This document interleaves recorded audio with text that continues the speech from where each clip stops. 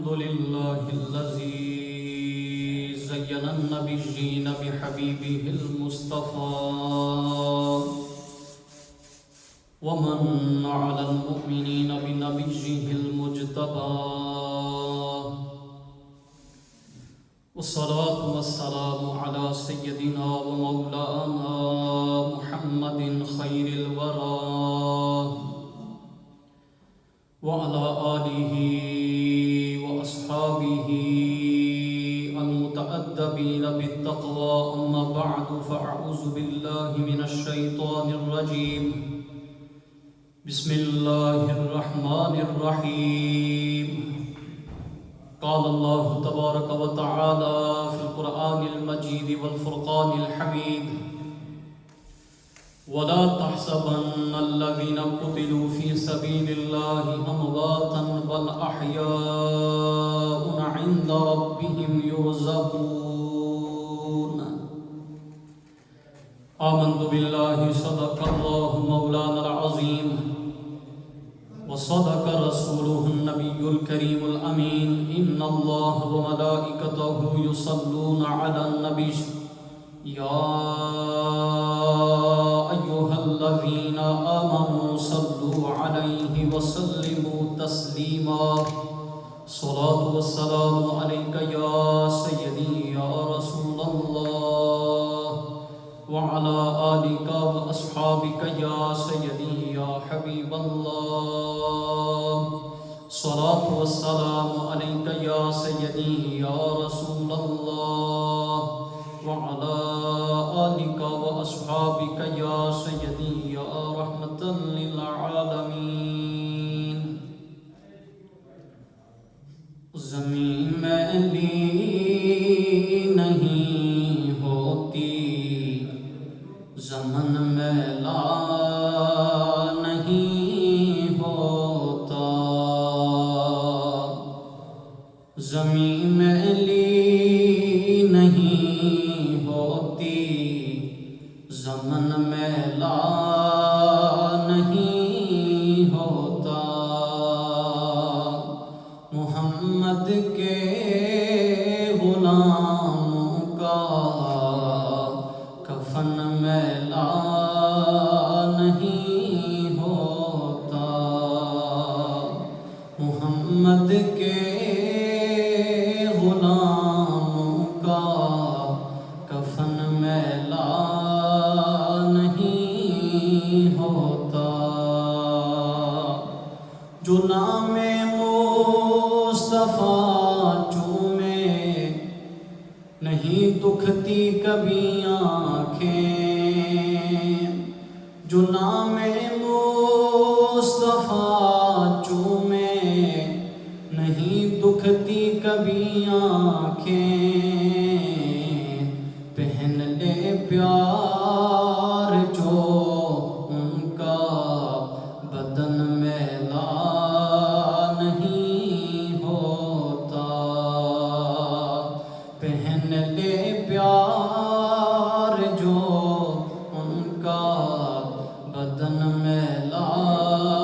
نہیں ہوتا زمین میلی نہیں ہوتی زمن میلا نہیں ہوتا محمد کے غلاموں کا کفن میلا نہیں ہوتا محبت کمیلی والے سے وہ جذبہ ہے سنو لوگوں محبت کمیلی والے سے وہ جذبہ ہے سنو لوگوں یہ جس من میں سما جائے وہ من میلا نہیں ہوتا یہ جس من میں سما جائے وہ من میلا نہیں ہوتا زمین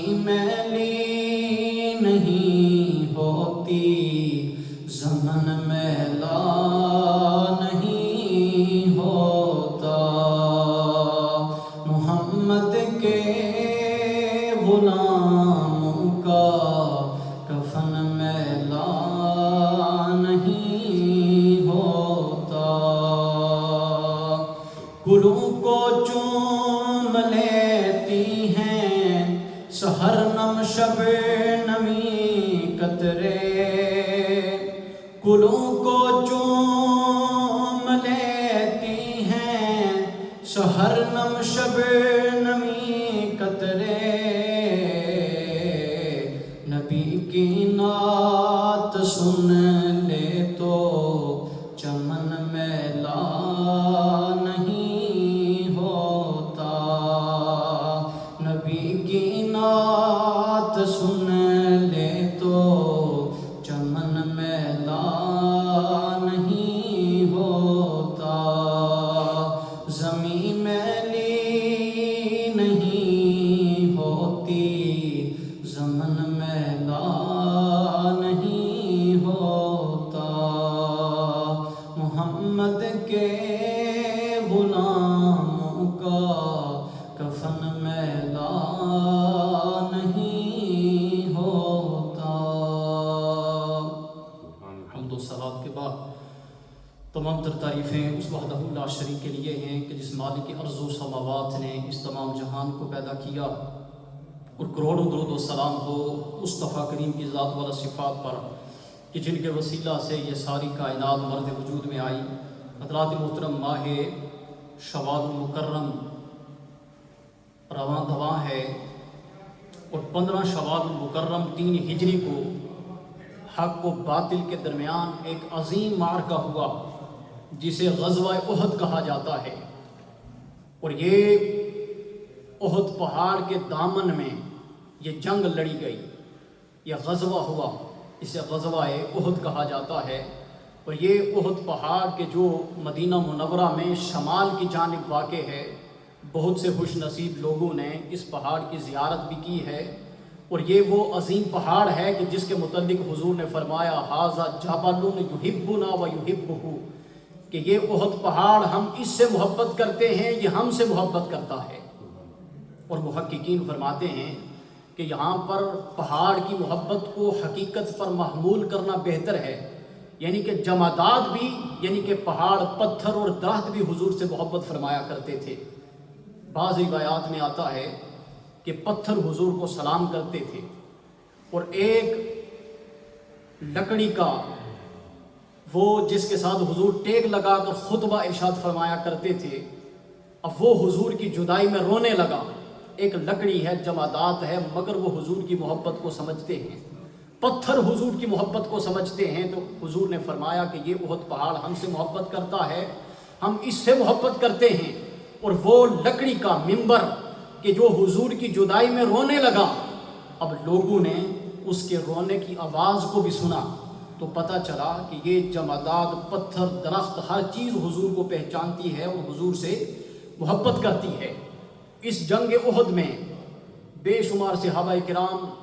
شہید ہوئے، اور خاص طور پر حضور کے پیارے چچا حضرت امیر حمزہ رضی اللہ تعالی عنہ، آپ اس جنگ میں شہید ہوئے، اور آپ وہ عظیم صحابی ہیں، اور حضور کو آپ سے بڑی محبت تھی کہ حضور کی بارگاہ اقدس سے حضرت امیر حمزہ کو اسد اللہ، یعنی کہ اللہ کا شیر، اسد الرسول، رسول اللہ کا شیر، فاعل الخیرات، بہت بلائی کے کام کرنے والا، اور سید الشہداء، شہیدوں کے سردار، ان عظیم القابات سے حضور کی بارگاہ اقدس سے حضرت امیر حمزہ کو نوازا گیا۔ ذرا تصور کریں کیا شان ہے، اور کتنے عظیم القابات حضرت امیر حمزہ کو حضور کی بارگاہ اقدس سے عطا کیے گئے۔ اور حضرت امیر حمزہ نے جب اسلام قبول کیا، تو آپ کے اسلام قبول کرنے پر اللہ رب العزت نے آپ کی شان میں یہ آیت کریمہ نازل کی اور فرمایا اَوَمَنْ كَانَ مَيْتًا فَأَحْيَيْنَاهُ وَجَعَلْنَا لَهُ نُورًا يَمْشِي بِهِ فِي النَّاسِ كَمَنْ مَثَلُهُ فِي الظُّلُمَاتِ لَيْسَ بِخَارِجٍ مِنْهَا۔ رب کائنات فرماتے ہیں، اور کیا وہ جو مردہ تھا اور پھر ہم نے اسے زندہ کیا، وہ جو مردہ تھا ہم نے اسے زندہ کیا، اور ہم نے اس کے لیے ایک نور بنا دیا جس کے ساتھ وہ لوگوں میں چلتا ہے اور وہ اس جیسا ہو جائے گا وہ جو اندھیروں میں ہے اور اس سے نکلنے والا نہیں. یعنی کہ اللہ رب العزت نے یہاں پر دو لوگوں کا ذکر کیا. ایک وہ کہ جس کے دل کو نور ایمان سے منور کیا گیا اور اس سے مراد حضرت امیر حمزہ ہیں. اور دوسرے جس شخص کا ذکر کیا گیا اس سے مراد ابو جہل ہے کہ جو اندھیروں میں ہے اور اندھیروں سے نکلنے والا نہیں. عزیزان محترم، اس آیت کریمہ میں اللہ رب العزت نے زندگی کا ایک عجیب فلسفہ بیان کیا کہ ہم زندگی حرکت کو سمجھتے ہیں کہ جو شخص چلتا ہو، پھرتا ہو، کھاتا ہو، پیتا ہو، سمجھتا ہو، ہم سمجھتے ہیں کہ یہ شخص زندہ ہے. مگر حقیقت میں زندہ وہ ہے کہ جس کا دل نور ایمان سے منور ہے، اور وہ شخص مردہ ہے کہ جس کا دل نور ایمان سے منور نہیں اگرچہ وہ زندہ ہے. تو رب کائنات نے فرمایا یہ حضرت امیر حمزہ کہ جن کا دل نور ایمان سے منور ہے، اور ایک طرف ابو جہل کہ جس کا دل نور ایمان سے منور نہیں، فرمایا ایک زندہ ہے اور دوسرا مردہ ہے. فرمایا یہ دونوں برابر نہیں ہو سکتے. اور پھر حضرت امیر حمزہ رضی اللہ تعالی عنہ جن کی یہ شان ہے کہ جب آپ نے شہادت کے جب مرتبے پر آپ فائز ہوئے تو آپ کو خطاب کیا گیا اور رب کائنات نے فرمایا یا ایتھا النفس المطمئنہ ارجعی الی ربک راضیۃ مرضیہ فادخلی فی عبادی وادخلی جنتی. اے اطمینان والی جان، رب کائنات خطاب فرما رہا ہے حضرت امیر حمزہ کو کہ اے اطمینان والی جان اپنے رب کی طرف آ، اس حال میں کہ تو اس سے راضی ہو، وہ تجھ سے راضی ہو. فادخلی فی عبادی، اور اے اطمینان والی جان میرے خاص بندوں میں شامل ہو جا. وادخلی جنتی، اور تو جنت میں داخل ہو جا. اب مفسرین کرام فرماتے ہیں کہ یہ خطاب حضرت امیر حمزہ کو کیا گیا اس لیے کہ آپ عظیم نفس مطمئنہ والے تھے. اب یہ جو نفس ہے اس کی 3 اقسام ہیں. ایک وہ نفس ہے کہ جو برائی پر ابھارتا ہے اور اسے نفس امارہ کہتے ہیں. ایک نفس وہ ہے کہ جو بندے کو گناہوں پر ڈانٹتا ہے اور بندہ اپنے گناہ پر نادم اور شرمندہ ہوتا ہے، اس کو نفس لوامہ کہتے ہیں. اور ایک نفس وہ ہے جسے نفس مطمئنہ کہتے ہیں کہ بندہ جب نیکی کرتا ہے تو نیکی کرنے کے بعد بندے کا دل سکون اور اطمینان محسوس کرتا ہے، اس کو نفس مطمئنہ کہتے ہیں. یعنی کہ نفس کی 3 اقسام ہیں، ایک نفس امارہ، ایک نفس لوامہ اور ایک نفس مطمئنہ. تو اللہ پاک فرماتے ہیں قرآن مجید میں کہ یہ جو حضرت امیر حمزہ ہیں یہ نفس مطمئنہ والے تھے. تو رب کائنات نے فرمایا اے نفس مطمئنہ تو اس حال میں میرے پاس آ کہ تو مجھ سے راضی ہے، میں تجھ سے راضی ہوں، اور تو جنت میں داخل ہو جا اور میرے خاص بندوں میں داخل ہو جا. اور حضرت امیر حمزہ آپ نے کیسے اسلام قبول کیا کہ ایک مرتبہ حضور کوہ صفا پر تھے کہ ابو جہل وہاں پر آیا، استغفر اللہ، حضور کی شان میں گستاخی کرنے لگا اور حد سے بڑھ گیا. بعض روایات میں آتا ہے کہ اس نے ایک پتھر اٹھا کر معاذ اللہ حضور کی طرف پھینکا جو حضور کے جسم پاک پر لگا اور حضور زخمی ہو گئے اور حضور کے جسم پاک سے خون بہنے لگا. مگر اس مقام پر حضور نے نہایت صبری سے بردباری کا مظاہرہ کیا. اب وہ اس نے جب دیکھا کہ حضور کے جسم پاک سے خون بہہ رہا ہے وہ بڑبڑاتا ہوا اور غرور اور تکبر سے وہاں سے چلا اور خانہ کعبہ کے اندر آیا جہاں پر قریش کے بڑے بڑے سردار تھے، وہاں ان کے درمیان آ کر بیٹھا. ایک لونڈی یہ منظر دیکھ رہی تھی. حضور کے پیارے چچا حضرت امیر حمزہ وہ شکار کرنے کے لیے گئے تھے، جب واپس آئے تو لونڈی نے یہ سارا واقعہ بیان کیا کہ آج تو بہت برا ہوا کہ ابو جہل بدبخت نے حضور کی طرف پتھر پھینکا اور حضور زخمی ہو گئے. حضور کے پیارے چچا حضرت امیر حمزہ نے جب یہ سنا تو جلال میں آ گئے. آپ نے شکار وہیں پھینکا اور اپنی کمان لی اور خانہ کعبہ کی طرف آئے اور دیکھا ابو جہل قریش جو سردار تھے قریش کے ان کے درمیان بیٹھا تھا. تو آپ کے چچا حضرت امیر حمزہ نے زور سے کمان اس کے سر پہ ماری جس سے اس کا سر پھٹ گیا. اب اس کے جو پاس ارد گرد لوگ بیٹھے تھے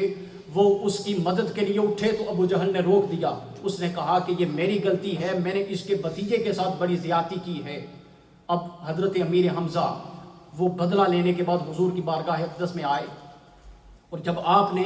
ابو جہل کے سر میں وہ کمان ماری تو آپ نے جلال میں کہا تو نے میرے بھتیجے کے ساتھ بدتمیزی کی ہے، تو نے میرے بھتیجے کو برا بلا کہا ہے، اب میں اس کے دین پر ہوں، بلا تو کیا کرے گا، جو کرنا ہے کر لے۔ آپ نے اس انداز میں اس کے ساتھ گفتگو کی۔ واپس حضور کی بارگاہ اقدس میں آئے، عرض کی اے میرے بھتیجے میں نے تیرا بدلہ لے لیا ہے۔ تو تاجدار کائنات نے بڑی شفقت اور محبت سے جواب ارشاد فرمایا۔ حضور نے فرمایا اے میرے چچا جان، بجائے بدلے کے اگر آپ نے اسلام قبول کر لیا ہوتا تو مجھے اس سے زیادہ خوشی ہوتی۔ اب آپ نے حضرت امیر حمزہ نے حضور کی زبان اقدس سے جب یہ الفاظ سنے تو خاموشی سے وہاں سے چلے گئے، مگر حضور کے یہ الفاظ آپ کے دل پر گہرا اثر چھوڑ گئے۔ رات کو سوئے مگر نیند نہیں آ رہی تھی۔ بار بار حضور کے لیے الفاظ دل اور دماغ پر بار بار اثر ڈال رہے تھے کہ حضور کی زبان اقدس سے یہ بات نکلی ہے اگر آپ نے اسلام قبول کیا ہوتا تو مجھے بدلے سے زیادہ خوشی ہوتی۔ صبح خانہ کعبہ کے اندر گئے، رب کائنات کی بارگاہ میں دعا کی، رب کائنات تو میرے دل کو نور ایمان سے منور فرما دے اور میرے دل میں جو شک اور تردد ہے اس کو دور فرما دے۔ آپ نے جب یہ دعا کی تو آپ کی دعا رب کائنات کی بارگاہ میں مقبول ہوئی اور آپ کا دل نور ایمان سے منور ہو گیا۔ اور پھر حضور کو آپ سے بڑی محبت تھی۔ حضور نے فرمایا کہ مجھے اپنے تمام چچاؤں میں سب سے بہتر چچا جنہیں مجھے سب سے زیادہ محبت ہے وہ حضرت امیر حمزہ ہیں۔ ایک جان نثار صحابی حضور کی بارگاہ اقدس میں آئے، عرض کی یا رسول اللہ میرے ہاں بچے کی ولادت ہوئی ہے، آپ مجھے بتائیں کہ میں اپنے بچے کا نام کیا رکھوں؟ تو حضور نے فرمایا مجھے لوگوں میں سب سے زیادہ محبت اپنے چچا حضرت امیر حمزہ سے ہے، لہٰذا تم اپنے بیٹے کا نام حمزہ رکھو۔ اس قدر محبت تھی عزیزان محترم۔ اور یہ حضرت امیر حمزہ جنگ احد میں کہ جو 15 شوال المکرم کو جنگ احد کے میدان میں ہوئی، جہاں پر بہت سے صحابہ کرام شہید ہوئے اور حضرت امیر حمزہ بھی اس مقام پر شہید ہوئے اور تاجدار کائنات نے آپ کا جنازہ پڑھایا۔ رب کائنات کی بارگاہ میں دعا ہے کہ رب کائنات جنگ احد میں شہید ہونے والے تمام صحابہ کرام اور بالخصوص حضور کے پیارے چچا حضرت امیر حمزہ کے رب کائنات درجات بلند فرمائے اور ان کے صدقے سے رب کائنات پوری امت مسلمہ پہ اپنا خاص فضل و کرم فرمائے اور پوری امت کو آپس میں اتفاق اور اتحاد کی دولت سے مالا مال فرمائے۔ وآخر دعواہم الحمدللہ رب العالمین۔ ابھی انشاءاللہ جمعہ کی پہلی اذان ہوگی، اذان کے بعد سنتیں ادا کی جائیں۔